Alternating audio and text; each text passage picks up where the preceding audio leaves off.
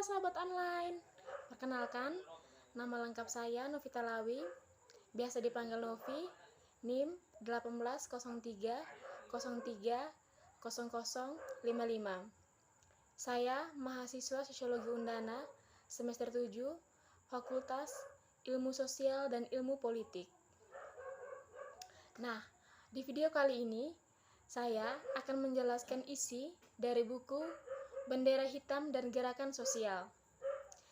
Topik pembicaraan yang akan saya bahas di sini mengenai pengantar sosial gerakan anarkisme sebagai contoh unik. Oke, tujuan hidup saya semua telah difokuskan pada membantu semua orang untuk memiliki mata air, sehingga hati setiap orang akan cerah, setiap orang akan memiliki hidup bahagia, dan setiap orang akan memiliki kebebasan untuk berkembang dengan cara apapun mereka ingin. Gerakan anarkis hari ini bukanlah hal baru, juga tidak sederhana replika atau kebangkitan gerakan anarkis lama. Mereka masuk akal jika tidak selalu dapat diprediksi keturunan dari gerakan anarkis sebelumnya. Meskipun baru dalam banyak fokus, retorika, dan taktik mereka, hari ini gerakan anarkis juga memiliki konsistensi yang luar biasa dari waktu ke waktu dan hubungan yang kuat dengan gerakan anarkis masa lalu. Baik dalam estetika, radikalisme, dan visi. Ada juga limpahan reguler antara antar gerakan dagu dan gerakan lain dalam lingkungan lokal yang sama. Kaum anarkis secara rutin menyeberang ke negara lain, dan dengan melakukan itu mereka bekerja untuk mengaburkan batas antara mereka yang bertindak sebagai anarkis dan mereka yang mengidentifikasi diri sebagai anarkis. Di sebagian waktu dan tempat, kaum anarkis yang sadar kemungkinan besar adalah minoritas dari gerakan non-anarkis yang mereka para ikut serta. Meskipun mereka mungkin sering menjadi partisan yang paling aktif mendorong kampanye dan bertujuan ke depan dalam gerakan-gerakan itu.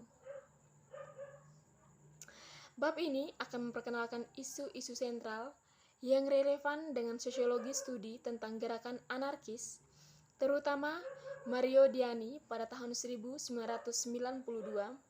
yang terkenal definisi gerakan sosial.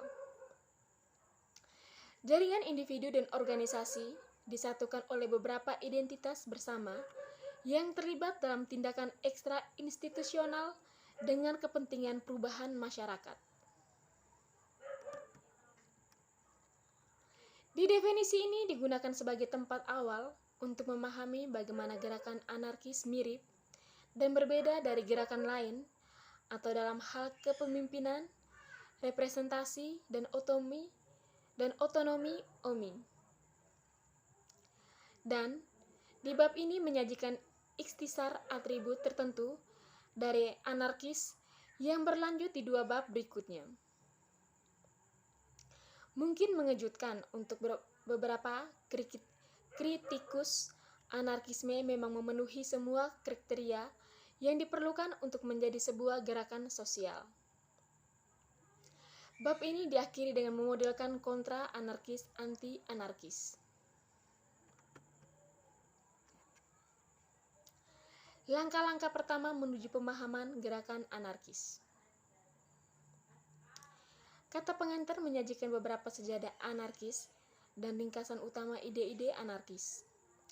Tapi kita harus mempertimbangkan apa istilah anarkisme dapat mengacu pada, karena ketiga serangkai fitnah dari kekacauan, kekerasan, dan fantasi adalah mungkin untuk membingungkan subjek fokus. Ada identitas anarkis yang merupakan cara untuk menggambarkan atau melabeli diri sendiri. Bersama anarkis identitas, ada gaya hidup yang diadopsi dan ditiru serta kode budaya untuk mempekerjakan anarkis lainnya.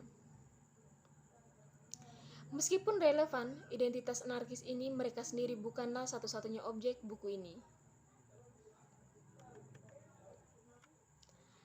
Ada juga anarkis ideologi. Ideologi ini dapat dipandang sebagai dorongan radikal yang mempengaruhi perilaku penganutnya.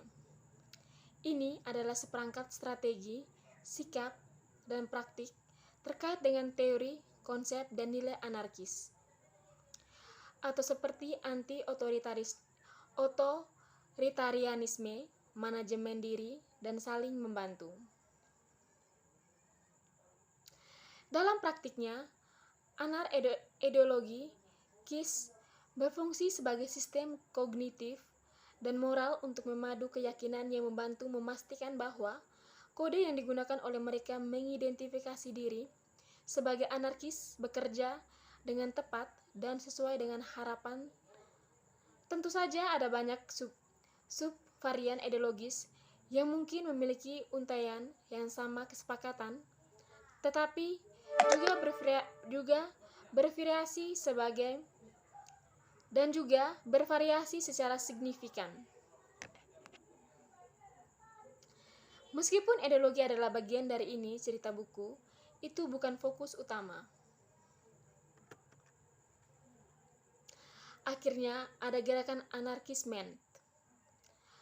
Anarkisme adalah gerakan yang independen dari gerakan lain, tetapi juga salah satu yang memiliki banyak interaksi dan tumpang tindih dengan banyak gerakan yang kompatibel.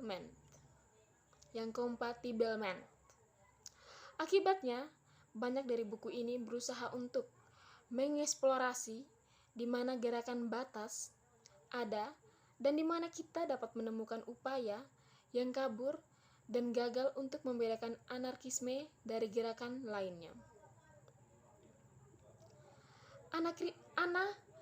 Anarkisme adalah dan dapat menjadi semua hal di atas, tetapi saya paling tertarik dengannya. Sebagai sebuah gerakan, dan dengan demikian gerakan anarkis adalah subjek dari buku ini. Saya memilih mengidentifikasi jamak untuk anarkisme karena tidak akurat untuk mengklaim di sana adalah sebuah gerakan anarkis, apalagi sebuah identitas anarkis, sebuah anarkis ideologi.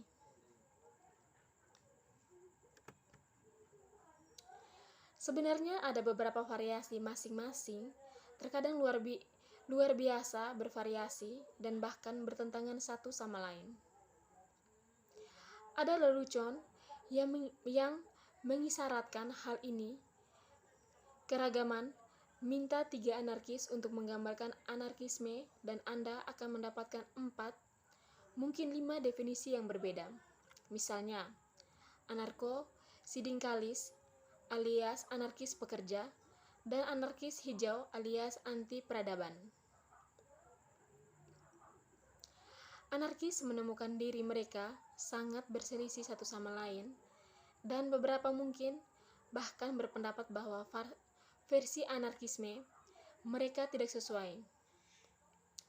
Cara utama untuk mengidentifikasi keragaman gerakan ini adalah dengan fokus pada gerakan anarkis yang berada di seluruh dunia, mencatat bahwa anarkis gerakan berbeda menurut negara dan bahkan menurut kota dan wilayah. Akibatnya, saya merujuk pada gerakan anarkis dari akhirat sebagai lawan diduga yang gerakan anarkis tidak tepat dan tidak akurat untuk menyatakan bahwa semua kaum anarkis melihat diri mereka sebagai bagian dari gerakan yang sama, atau bahwa mereka adalah bahkan mampu menjadi bagian dari gerakan tunggal.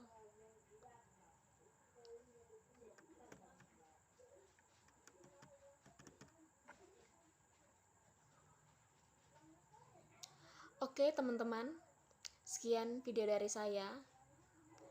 Semoga apa yang saya berikan dapat bermanfaat bagi teman-teman sekalian. Jangan lupa like, komen, dan subscribe video ini. Dan satu lagi, tetap jaga kesehatan dan selalu menggunakan masker untuk bepergian agar terhindar dari wabah virus corona. Terima kasih.